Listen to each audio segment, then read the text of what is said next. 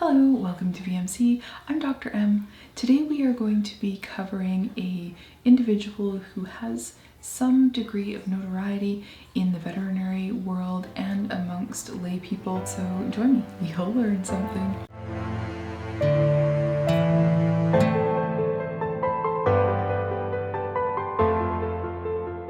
W. Gene Dodds has authored 2 books, and they also have a number of websites where they attempt to get business. And it's a bit of a complicated subject because she did graduate from the Ontario Veterinary College in 1964. From 1965 through the mid-1980s, she worked in a number of different locations doing a bunch of laboratory medicine. She worked in human hematology, and she worked for a blood bank in New York as well.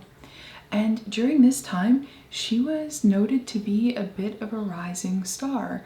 She did get a bunch of awards and was acknowledged for doing some really wonderful work. In 1986, she decided to leave her work on the East Coast and travel to the West Coast, and she landed in Southern California, where she started working on a canine blood bank called HemoPet, and it was up and running in the early 1990s. Now, HemoPet is something that is still running, and they do have a closed colony of greyhounds who are blood donors, and I'm not sure how long they have their dogs be donors for or how frequently they donate. Dodds didn't stop here. She expanded HemoPet. In 2011, she launched something that is called NutriScan, where you send in a sample of dog, cat, or horse saliva, and then you can pay a few $100s to be told if your animal has any food allergies. Dodds also makes recommendations about how to give vaccines, and she claims that smaller dogs need less of a vaccine dose. I've covered this in my video about vaccinations. This is not how the immune system works for each species, and it is flat out wrong.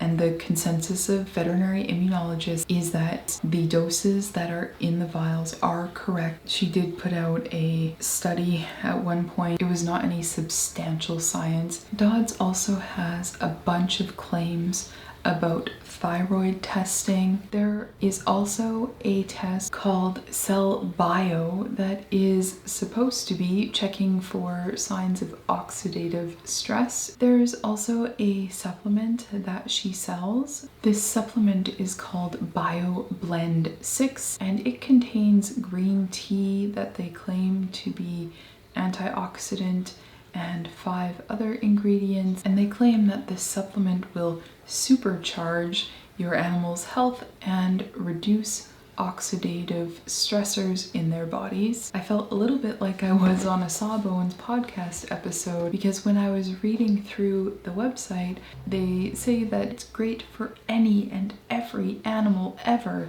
And as you know, if you listen to podcasts from reputable medical professionals like Sawbones, you know that when there are claims about efficacy for everybody, for everything, it's very likely you are being sold a snake oil. There are other red flags that you will find if you go through websites. There are many claims of research, but when you actually click through to those documents, you will find that they are not peer-reviewed. They would not be published by anybody. There are many case studies, but these are not acceptable substitutions. Case studies don't prove anything. The case studies that are present are very superficial, glossed over short stories where you have no idea about the actual medical records and what the actual clinical history, physical exam findings, test results, etc. are for these animals. There was one, for example, where the animal was claimed to have GI issues, and after Dodds tests were run, they found some issues that of course meant this dog needed the supplements that Dodds sells. And then, oh, little side note, They also found a liver tumor that needed to be surgically removed, and the dog's spleen also ended up being surgically removed. After that, the dog's symptoms went away, and Dodds attributes this to her supplements, but in reality, this dog had a liver tumor that was treated, and so the likelihood of that being the reason the dog feels better is obviously going to be the case. Like for the food allergy test, they claim that you can predict that a food allergy is going to happen by using her tests. And so it's recommended to keep retesting your pet every year or so in order to keep on top of the potential for a food allergy. It's just so...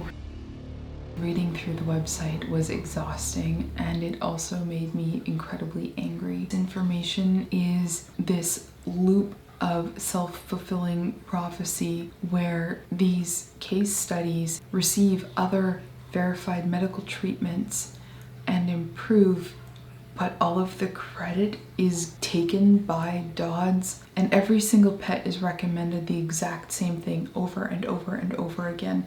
And these recommendations are used to treat any and everything, which is just not how it works. You can't treat a food allergy the same way that you treat gastric ulcers or a liver tumor. These things need different treatments. There are also claims on the website for things like their food sensitivity test being the only accurate proven test, but it's not. Along the top of the website, it claims real science, real data, real answers.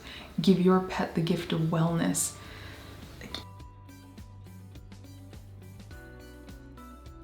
There is just enough information presented that it seems like it might be true, and that someone who hasn't actually read the consensus from experts, or who doesn't read the published science that comes out all the time in reputable journals that is peer-reviewed, someone who's not in that realm of things would very easily get blinded by this. I can absolutely see why people buy into this.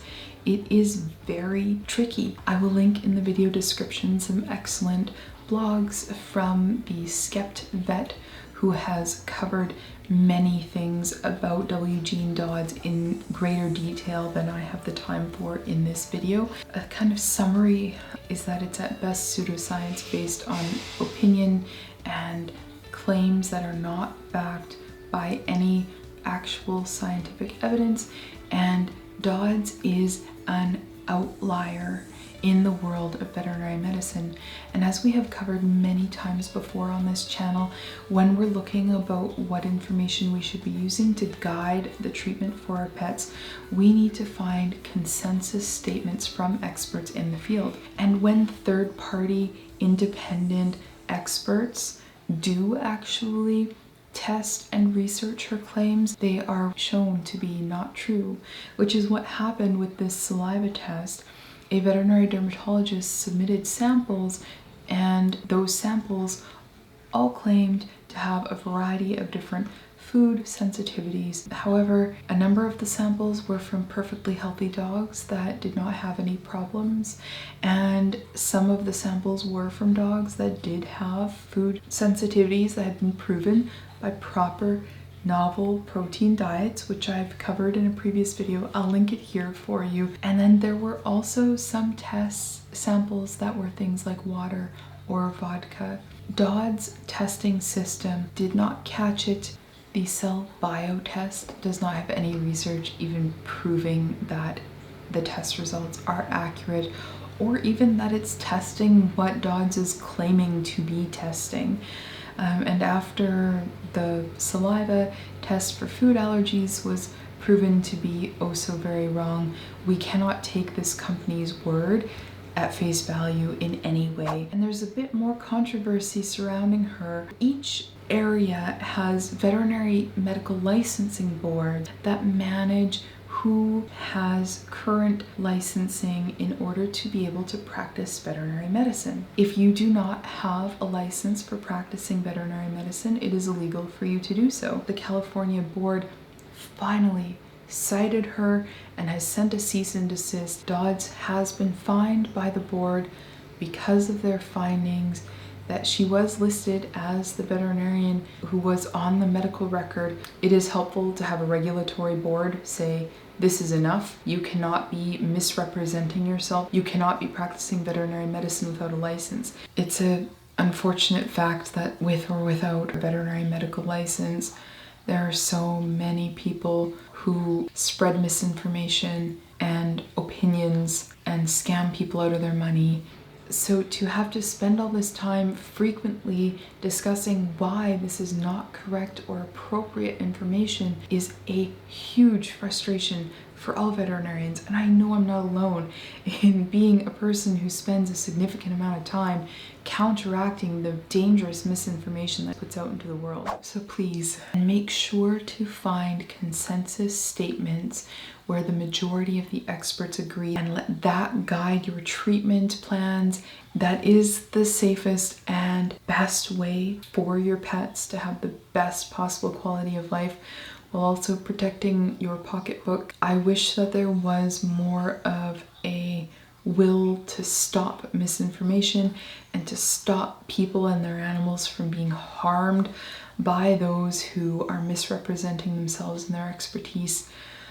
But that is not the reality of where we are today. So getting all the information I needed to make this video was exhausting and gave me a pounding headache.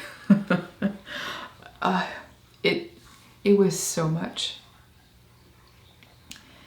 But if this helps to prevent anybody else from believing the misinformation, then it was well worth the time and the effort.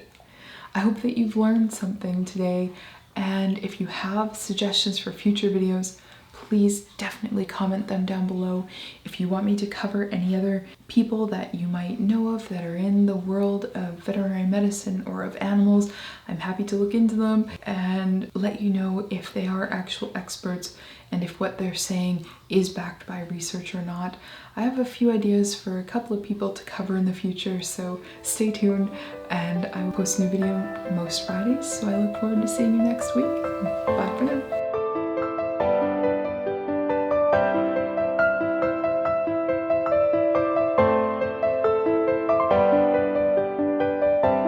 I don't know what happened to result in her straying so far from evidence and research, and she's just thoroughly embraced pseudoscience.